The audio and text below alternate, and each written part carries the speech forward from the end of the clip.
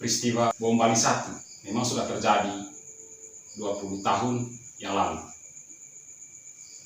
Namun tragedi tersebut masih membekas dengan sangat kuat di dalam ingatan kita, terutama para korban yang mengalami langsung kejadian naas tersebut.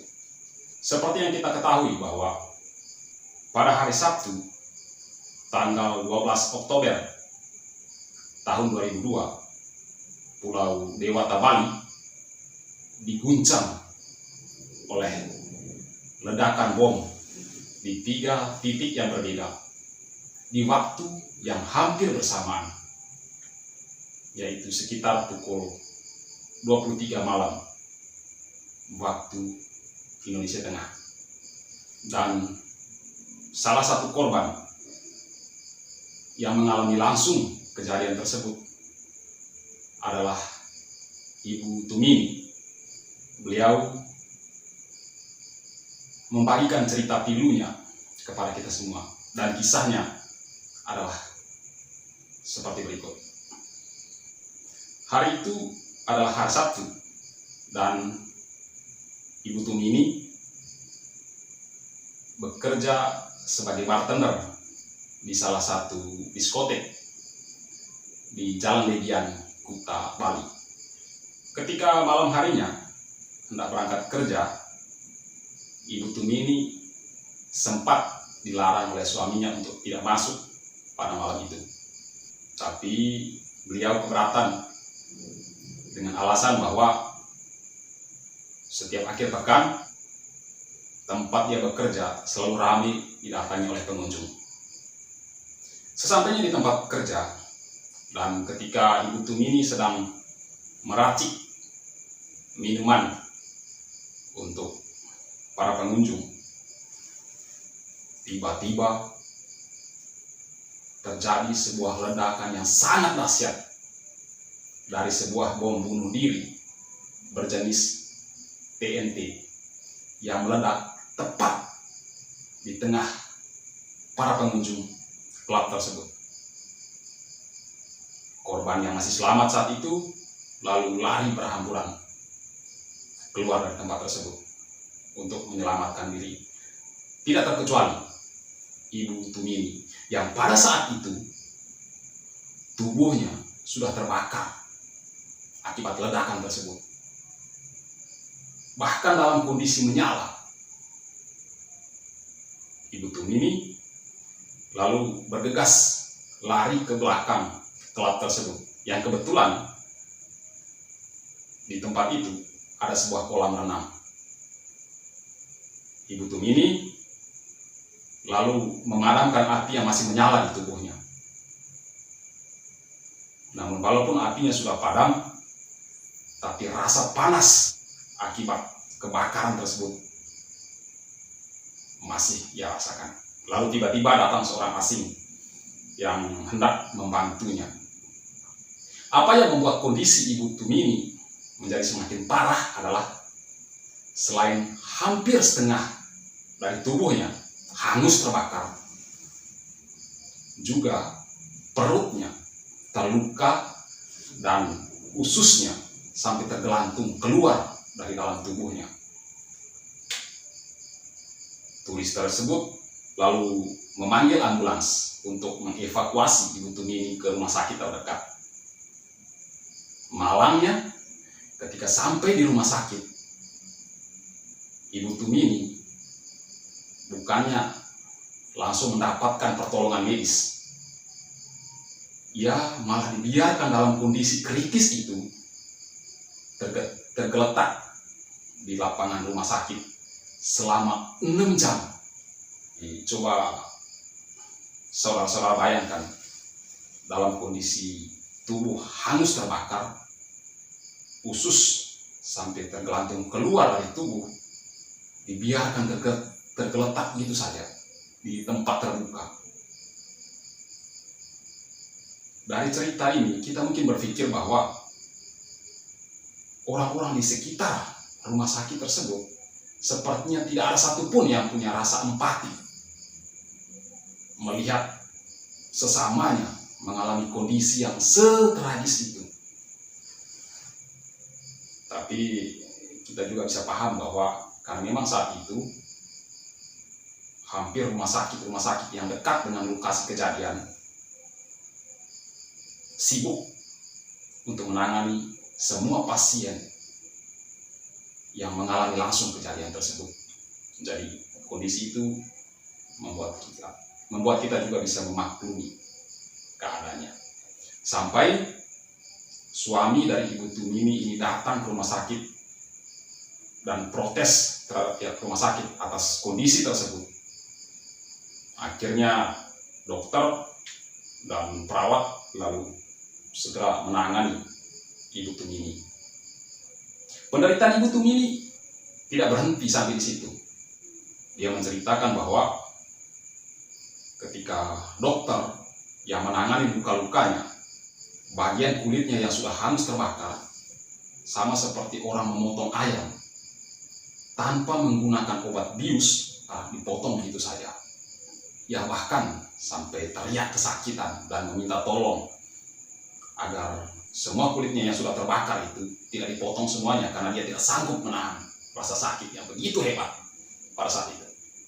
Tapi dokter yang menangani luka-luka Ibu Tumini menjelaskan bahwa kalau pada saat itu luka-lukanya tidak segera ditangani dan dibiarkan sampai esok harinya, dan kalau sudah membusuk, maka akan semakin sulit untuk diobati.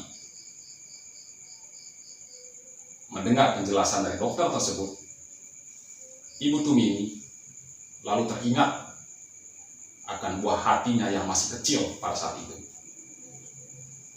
Dia lalu bertekad untuk tetap bertahan hidup agar dia bisa membesarkan anak-anaknya yang masih kecil. Bahkan sampai saat ini, serpihan proyektil dari ledakan bom tersebut masih ada yang tersarang di payudara bagian kanannya dan juga di bagian kepalanya. Dokter menyarankan untuk operasi mengangkat benda asing tersebut. Namun Ibu Tumini mengatakan bahwa itu tidak perlu dilakukan karena benda tersebut tidak mengganggu aktivitasnya. Dan pada bulan Oktober tahun 2022 ini, Ibu Tumini rencananya akan melakukan operasi usus yang sudah membusuk selama kurang lebih 20 tahun semenjak kejadian tersebut. Dan kita bersyukur karena biaya operasinya ditanggung sepenuhnya oleh pemerintah. Apa yang dialami oleh Ibu Tumini mewakili pengalaman yang juga dialami oleh korban yang lainnya. Mereka bukan hanya mengalami trauma secara psikis, tapi juga penderitaan secara fisik, bahkan bertahan sampai saat ini. Nah, seperti apa kronologi dari tragedi bom Bali yang mengerikan tersebut? Cerita singkatnya seperti ini. Pada hari Sabtu, tanggal 12 Oktober tahun 2002, salah satu pelaku teroris bernama Ali Imron menyiapkan sebuah bom kotak dengan berat sekitar 6 kg yang dipasang dengan menggunakan sistem remote control yang dapat diledakkan dari jarak jauh. Setelah bom tersebut sudah dipersiapkan, Ali Imron lalu membawa bom tersebut ke kawasan Renon, meletakkannya di sebuah trotoar di dekat kantor konsulat jenderal Amerika Serikat.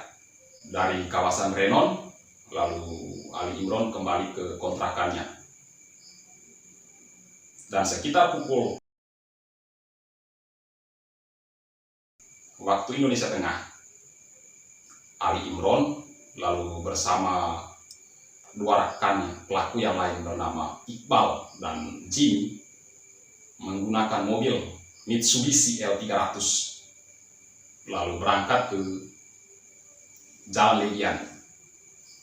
Salah satu pelaku lainnya bernama Idris menggunakan motor dan mengikuti ketiganya. Sesampai di Jalan Legian, mereka lalu berhenti tepat di depan sebuah diskotek namanya Sari Club. Sesampai di situ, lalu Ali Imron membagi tugas. Salah satu pelaku bom bunuh diri bernama Iqbal menggunakan rompi yang sudah dipasang dengan bom, dan dia menuju ke sebuah diskotek bernama Pedispop, tempat di mana Ibu Tumini tadi bekerja. Jadi si Iqbal inilah yang meledakkan dirinya di dalam diskotek tersebut. Nah, pelaku lain bernama Jimmy diperintahkan oleh Ali Imron untuk menyambungkan kabel-kabel detonator dari bom tersebut yang sudah dipasang di dalam mobil Mitsubishi L300 tersebut. Setelah semua pekerjaan mereka selesai, beberapa saat kemudian lalu terjadi ledakan pertama dari diskotek Pedispop. Beberapa saat kemudian lalu ledakan terjadi dari bom yang sudah dipasang di dalam mobil L300 tadi. Dan sekitar 10 menit berselang dari jarak jauh dari kawasan Reno, lalu terjadi ledakan ketiga di dekat kantor konsulat Jenderal Amerika Serikat. Ledakan yang terjadi di Jalan Legian, di diskotek Pedispop dan Sari Club itu menewaskan sekitar 202 orang dan luka-luka sekitar 209 orang. Dari semua korban itu terdiri dari warga negara asing dan masyarakat Indonesia, dan tidak terhitung banyaknya infrastruktur yang rusak di sekitar lokasi tersebut. Bahkan bom yang meledak di dalam mobil di depan Sari Club itu meninggalkan lubang sedalam 1,5 meter.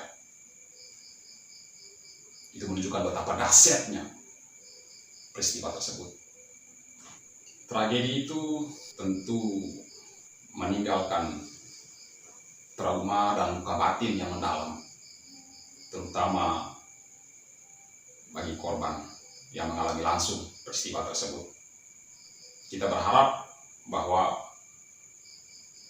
kejadian serupa tidak terjadi kembali di tanah air, dan bagi saudara-saudara kita yang mengalami peristiwa tragis tersebut bisa segera pulih kembali dari trauma, mereka bisa berdamai dengan masa lalu yang kelam tersebut, sehingga mereka tetap bisa melanjutkan kehidupan mereka dengan penuh ceria.